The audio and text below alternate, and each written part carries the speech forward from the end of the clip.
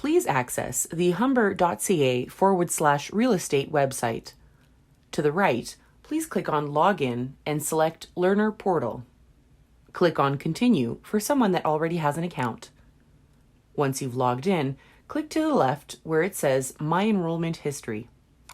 After this, please click on the tab that says Completed. Scroll down to select the simulation session for which you want to access a report. In this case, we are selecting this simulation session here. Look for the link that says Click here to access the simulation. A new window will pop up requesting that you log into the LMS. Scroll down and select the simulation you would like to review. And here you will select the Past Review Sessions tab. Below, you'll see the exam button available for the assessment in question.